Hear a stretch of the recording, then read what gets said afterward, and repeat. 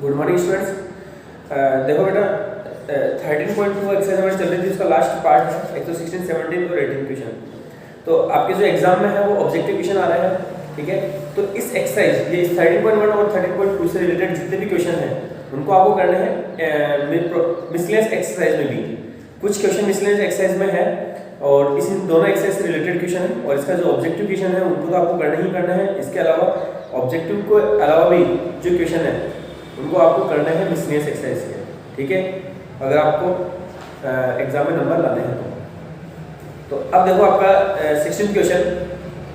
इन है hostel 60% of the students read Hindi newspaper, 40% read English newspaper and 20% read both English Hindi and English newspaper, ठीक है। मेरे ख्याल से आप समझ गए होंगे यहाँ पे कि 60% जो है वो हिंदी न्यूज़पेपर रीड करते हैं, 40% इंग्लिश न्यूज़पेपर रीड करते हैं और 20% जो दोनों ही न्यूज़पेपर रीड करते हैं। तो a student is selected at random, find the probability that she reads neither Hindi nor English newspaper. जो एक स्टूडेंट जो हमने सेलेक्ट किया है वो ना तो हिंदी और ना ही इंग्लिश न्यूज़पेपर रीड करती है, इसकी प्रोबेबिलिटी निकालनी है हमारे को। तो देखो यहाँ पे हो गया कि late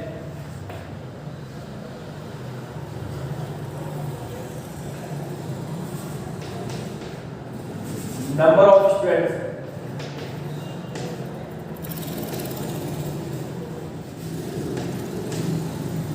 who read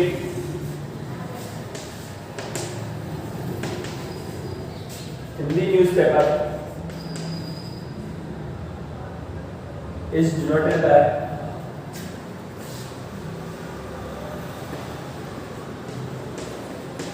H and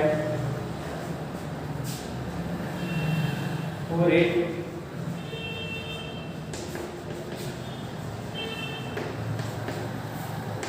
English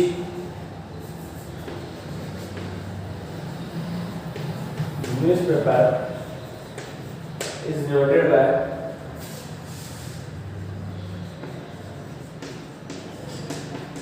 E, ठीक है। तो देखो प्रोबेबिलिटी ऑफ H कितनी है आपकी 60% implies that 0.60 आपकी प्रोबेबिलिटी होगी, ठीक है। 100 से डिवाइड करोगे परसेंटेज को तो आपकी वो आपकी प्रोबेबिलिटी आ जाएगी।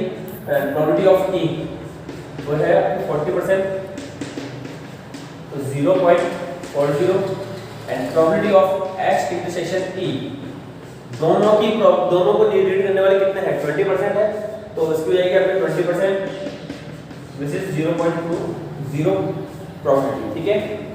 तो जब आपके पास एच की है ई की हो तो ई एच इंटरसेक्शन ई है, तो हम probability of H union E find कर लेते हैं पहले। वो हो जाएगा कि probability of H plus probability of E minus probability of H intersection E 0.60 plus 0.20 minus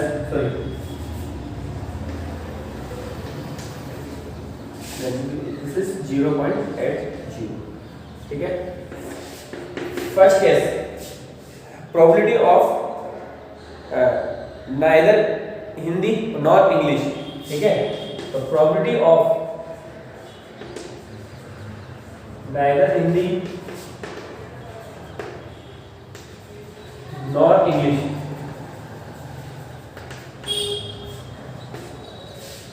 वो क्या हो जाएगी आपकी probability of H dash intersection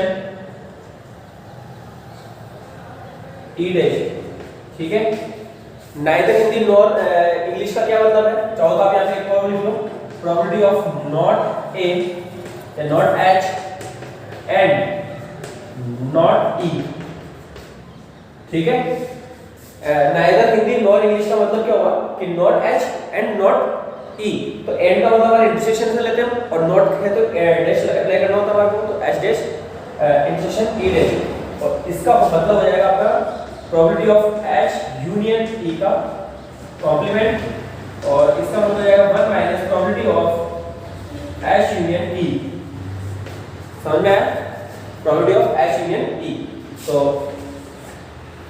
ये हो जाएगा 1 माइनस प्रोबेबिलिटी ऑफ h में e कितना है आपके पास 0.8,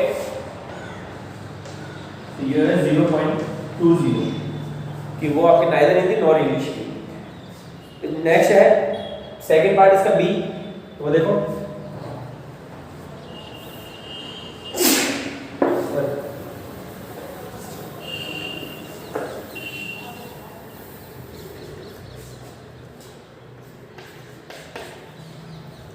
if she reads Hindi newspaper, find the probability that she reads English newspaper. If she reads, ये given, ये आपका फर्स्ट वाला कंडीशनल प्रोबेबिलिटी का क्वेश्चन आ गया कि if she reads Hindi newspaper, find the probability that she reads English newspaper.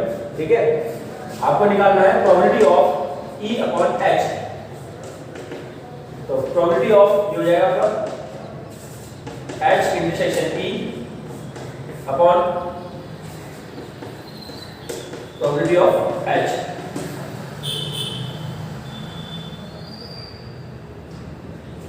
तो probability of H intersection E कितना था आपका 0.2 upon probability of H 0.6, that is 1/3। C next is if she reads English newspaper, find the probability that she reads Hindi newspaper. तो आपको Hindi newspaper की read करने की probability find करनी है, तो E H upon E find करना है आपको। प्रोबेबिलिटी ऑफ यहाँ होगा H अपॉन E। जब भी गिवन क्या है, गिवन है आपको कि हिंदी इंग्लिश न्यूज़पेपर रीड कर रहा है, जो गिवन होता है वो अपोन में आता है और जब जिसकी प्रोबेबिलिटी फाइंड करनी होती है वो आपको न्यूमरेटर आता है। ठीक है, तो ये हो जाएगा probability of H intersection E upon probability of E। तो ये हो जाएगा 0.2 अपॉन 0.4, दैट इज नंबर। ये हो गया आपका क्वेश्चन नंबर 16। क्लियर है बेटा? अब आ जाओ 17 में। The probability of obtaining an even prime number on each die. Probability of obtaining an even prime number. Even prime number, even prime number के कितने ऑप्शन होते हैं हमारे पास? ओनली एक सिंगल ऑप्शन होता है। इवन प्राइम नंबर आपके एक ही नंबर होता है, वो है 2। ठीक है, ओनली 2 ही एक ऐसा नंबर है जो इवन होता है और प्राइम नंबर होता है। When a pair of die is rolled is question है आपका the probability of obtaining an even prime number on each die। दोनों डाई पर इवन प्राइम नंबर हो, यानी कि दोनों पे 2 2 हो, तो एक ही ऑप्शन होता है हमारे पास 2 2 होने का, है ना। और एक पेयर को अगर आपने रोल किया है तो टोटल सैंपल स्पेस में कितने एलिमेंट होते हैं? 36 होते हैं, तो 1/36 का आंसर हो जाएगा। ठीक है, तो डी ऑप्शन जो है इसका सही हो जाएगा। क्लियर है? वो सीधा सा है कि दोनों पर इवन प्राइम नंबर होना चाहिए, तो दोनों पर इवन प्राइम होने का मतलब दोनों पर आपका 2 2 होना चाहिए। ठीक है, डबलेट्स होना चाहिए, वो भी 2 2, और तो एक ही ऑप्शन होता है। और सैंपल स्पेस में कितने एलिमेंट्स आते हैं आपके? 36 एलिमेंट्स आते हैं, तो 1/36 इसका आंसर हो जाएगा D1। ठीक है, 18 देखो।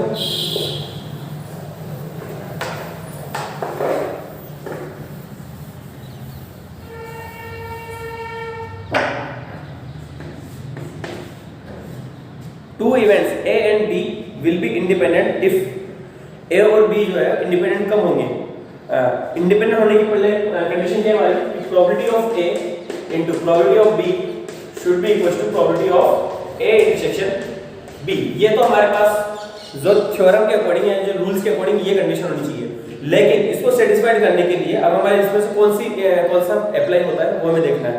देखो A and B are mutually exclusive बिल्कुल नहीं होगा। मैच्युअली एक्सक्लूसिव होगा तो ये पार्ट क्या होगा? 0 हो जाएगा। तो ऐसा इंडिपेंडेंट होने के लिए नहीं होता है, तो ये फर्स्ट वाला तो गलत है। सेकंड वाला देखा है आपने, इसमें probability of A dash B dash will be equal to probability 1 minus probability of A into 1 minus probability of B। तो ये तो एक जनरल सा फॉर्मूला है जो कि होता ही है। C वाला जो है probability of A equal to probability of B, ये भी नहीं होगा, और D वाला भी नहीं होता, प्रोबेबिलिटी ऑफ A। तो आपका B ऑप्शन जो है वो सही है। ठीक है, सेकंड ऑप्शन B वाला इसका सही आंसर होगा, B वाला रहेगा। क्लियर है बेटा? तो इस तरह से हमने ये 13.2 एक्सरसाइज कंप्लीट किए। 13.3 और 13.4 का कुछ आधा पार्ट आपके सिलेबस में है। 13.4 हम कंप्लीट नहीं करेंगे क्योंकि वो आधी पार्ट आपके सिलेबस में नहीं है। आधा पार्ट आपके सिलेबस में है। तो इससे पहले लेकिन मिसलेनियस, क्योंकि आपके एग्जाम पास में है तो आप मिसलेनियस एक्सरसाइज के कुछ क्वेश्चन जो हैं वो आपको करने हैं, ठीक है।